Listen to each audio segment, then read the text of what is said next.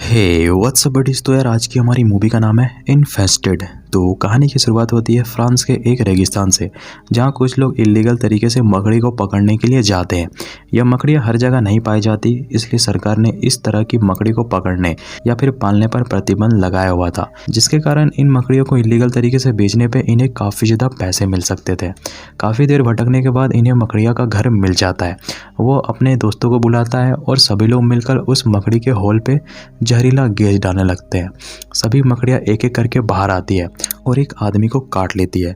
वे लोग अपने दोस्त के बचाने की जगह सारी मकड़ियों को पकड़ने पे लग जाते हैं और आखिर पे वो अपने दोस्त को भी जान से मार देते हैं, क्योंकि उन्हें मालूम है यह मकड़ियाँ जिसको भी एक बार काट लेगी वो जिंदा नहीं बच सकता। मूवी का सीन शिफ्ट होता है फ्रांस के एक सिटी पे, जहाँ हम एक कैलब नाम के आदमी को देखते हैं, जो कि एक चोर था और वो अपने चोरी किए हुए सामान को बेचने के लिए एक दुकान पे जाता है, जहां इलीगल तरीके से सामानों को बेचा जाता है। कैलब अपने चोरी किए हुए सामान के बदले पैसे लेने वाला था, तभी उसकी नज़र एक स्पाइडर पे जाती है और ये वही जहरीला स्पाइडर था जिसे हमने मूवी के स्टार्टिंग में देखा था। कैलब, जिसे जानवरों से बहुत प्यार था, वो उस काली मकड़ी को खरीद कर वापस अपने घर आ जाता है, जहाँ कैलब अपने सिस्टर के साथ रहता था। और कुछ साल पहले ही कैलब की माँ की डेथ हो गई थी, इसलिए दोनों अकेले ही घर पे रहते हैं।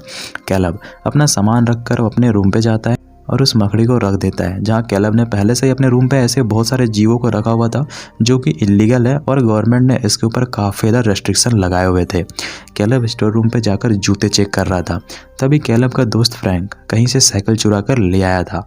कैलब, जो कि खुद एक चोर था, लेकिन वो अपने दोस्त फ्रैंक को ईमानदारी से पैसे कमाने की टिप्स देने लगता है। कैलब वापस अपने स्टोर रूम पे आ जाता है, जहां वो एक शूज़ को देखने लगता है जिसे आज उसे एक कस्टमर को डिलीवर करना है, लेकिन उस शूज़ के बॉक्स पे एक होल हो चुका था। कैलब नया शूज़ बॉक्स लेने के लिए मार्केट जाता है और कुछ देर बाद वापस अपने घर आ जाता है और वो जैसे ही अपने रूम पे जाता है उसके रूम की इलेक्ट्रिसिटी जा चुकी थी। कैलब तुरंत लाइट्स ऑन करता है। दरअसल कैलब के रूम पे बहुत सारे इंसेक्ट्स हैं जो लो टेम्परेचर बर्दाश्त नहीं कर सकती। कैलब का दिमाग खराब हो जाता है और वो अपने बहन के ऊपर भड़क जाता है।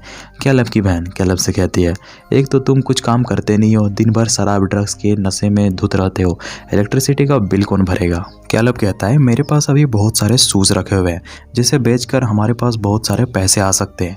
कैलब की बहन कहती है, सपने पे। कैलब गुस्से पे अपने रूम पे जाता है और सारे इंसेक्ट को चेक करने लगता है और वो अपनी काली मकड़ी को रखने के लिए एक जगह ढूंढने लगता है, लेकिन कैलब के पास मकड़ी को रखने के लिए कोई भी जगह नहीं बची थी। इसलिए वो उस मकड़ी को अपने जूते के बॉक्स पे रख कर अपनी फ्रेंड का बर्थडे पार्टी पे चला जाता है। कैलब वहाँ अपने आंटी से मिलता है, जिसे वो अपनी माँ की तरह मानता था। कैलब एक ईयरिंग अपनी आंटी को गिफ्ट करता है। कैलब की आंटी काफ़ी खुश होती है और कैलब से कहती है, तुम अब सुधर रहे हो। कैलब अपने घर जाता है और वो अपनी मकड़ी को शूज़ बॉक्स पे चेक करता है, लेकिन वो उस शूज़ बॉक्स पे नहीं थी। कैलब को काफ़ी दुख होता है कि उसकी प्यारी सी मकड़ी कहीं चली गई और कैलब को काफ़ी अफसोस होता है, क्योंकि उस मकड़ी के पीछे कैलब ने बहुत सारे पैसे बर्बाद किए थे। कैलब उस बॉक्स के जूते को नए बॉक्स में डालकर बिल्डिंग के बेसमेंट में जाता है और अपने कस्टमर को डिलीवर कर देता है। तभी वहाँ बिल्डिंग का ओनर आ जाता है, जिसे कैलब के ऊपर हमेशा से ही शक रहता है कि वो कोई इलीगल काम कर रहा होगा। बिल्डिंग का ओनर कैलब से पूछता है, क्या ये चोरी किए हुए जूते हैं। कैलब उसकी बातों पे ज़्यादा सीरियसली लेता नहीं है और वापस अपने रूम पे आ जाता है। इधर कैलब अपने दोस्तों को बता देता है कि उसने जो मकड़ी बाजार से इलीगल तरीके से खरीद कर लाया था वो कहीं गायब हो गई है और वो मकड़ी काफ़ी खतरनाक है। अगर मकड़ी ने किसी को काट लिया तो वो जिंदा नहीं बचेगी। और साइमन वो जूते लेकर अपने रूम पे चला जाता है और वो उस जूते को पहनने ही वाला था, तभी उसमें से एक मकड़ी बाहर निकलती है। वो साइमन को काटती तो नहीं है। साइमन कैलब को गाली देता है कि उसने मुझे सेकेंड हैंड सामान सेल कर दिया। साइमन उस जूते को झाड़ता है, तभी उसमें से एक एक करके बहुत सारी मकड़ियाँ बाहर आ जाती है और साइमन को काट लेती है। यानी उस मकड़ी ने बहुत सारे अंडे दे दिए थे। कुछ ही देर में साइमन की बॉडी पूरी तरह से सुन्न हो जाती है और वो खुद को बचाने के लिए कुछ भी नहीं कर पाता। तभी साइमन का कुत्ता जोर जोर से अपार्टमेंट में भौंकने लगता है। साइमन के रूम की आवाज़ सुनकर फ्लैट के सारे लोग साइमन के रूम के बाहर खड़े हो जाते हैं। काफ़ी देर तक सभी लोग साइमन को आवाज़ लगाते हैं। अंदर से कोई रिस्पॉन्स ना मिलने के कारण सभी लोग मिलकर अपार्टमेंट का दरवाज़ा तोड़ देते हैं, जहां सामने साइमन की डेड बॉडी पड़ी हुई थी।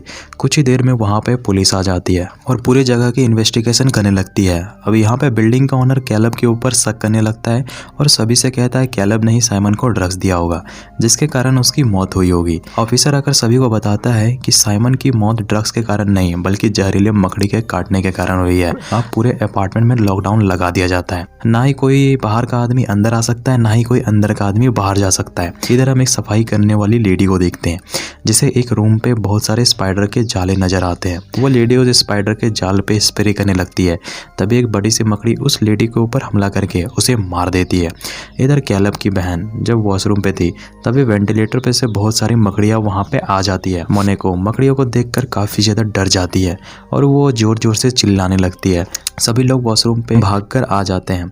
जॉर्डी उस मकड़ी को पकड़ने की कोशिश करता है लेकिन वो काफी ज्यादा फास्ट थी। जॉर्डी आखिर पे मकड़ी को मारने के लिए जाता है, तभी अचानक से वहाँ बहुत सारी मकड़ियां आ जाती हैं। जॉर्डी मोनेको को लेकर वॉशरूम से बाहर आता है और सभी लोग मिलकर पूरे वॉशरूम को सील कर देते हैं ताकि मकड़ियां बाहर ना आ सके।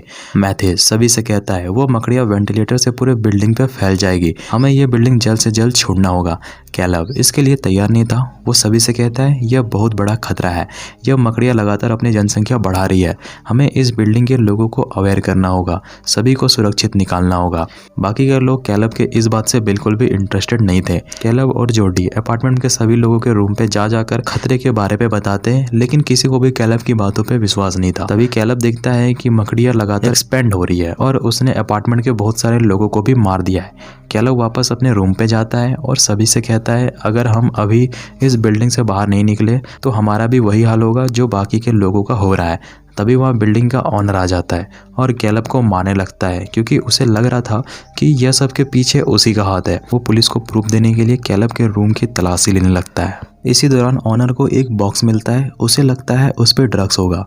वो जैसे ही उसे खोलता है उसमें से बहुत सारी मकड़ियां बाहर निकलती है। कैलब उस रूम को बाहर से लॉक कर देता है। सभी लोग भागकर सीढ़ियों के नीचे एग्जिट गेट तक पहुंचते हैं लेकिन वहाँ मकड़ियों का पूरा जाल बिछा हुआ था। कैलब सभी को लेकर बेसमेंट के पार्किंग लॉट पे पहुंच जाता है और इन मकड़ियों की सबसे बड़ी कमजोरी थी लाइट, जिससे वो काफी ज्यादा डरती थी। सभी को पार्किंग लॉट पे जाने का रास्ता मिल जाता है लेकिन वो मकड़ियों ने अपना जाल बिछा रखा था और बेसमेंट की लाइट भी खराब थी, वो कुछ सेकंड पे ऑटोमेटिक बंद हो जाती थी। सभी लोग दौड़कर बेसमेंट से बाहर आ जाते हैं लेकिन कैलब की बहन पीछे ही रह जाती है और वो जैसे ही आधे दूर पहुंचती है लाइट्स बंद हो जाती है। एन वक्त पे कैलब की बहन लाइट्स चालू कर देती है और आसानी से बाहर आ जाती है। अब यहाँ पे इन्हें मालूम पड़ जाता है कि बेसमेंट का दरवाजा बाहर से लॉक है। वो काफी देर तक चिल्लाते हैं लेकिन पुलिस वाले गेट नहीं खोलते, उल्टा इनके ऊपर जहरीला गैस छोड़ देते हैं जिससे इंसान और मकड़ी कोई भी जिंदा नहीं बच सकता। सभी लोग सीढ़ियों से ऊपर की ओर भागते हैं लेकिन रास्ते पे मकड़ियां कैलब के एक दोस्त जॉर्डी को पकड़कर मार देती है। सभी लोग एक रूम पे जाकर छिप जाते हैं। कैलब यहाँ पे सारी घटनाओं का जिम्मेदार खुद को ही मानने लगता है। तभी वहाँ गेट खोलकर पुलिस वाले आ जाते हैं और वो तीनों को जिंदा देखकर काफी ज्यादा हैरान होते हैं।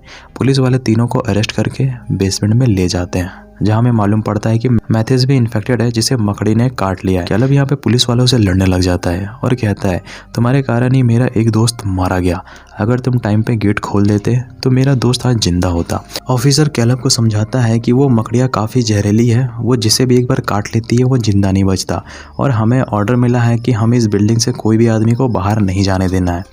कैलब समझ जाता है कि ये पुलिस वाले इन्हें कुछ ही देर बाद मार देंगे।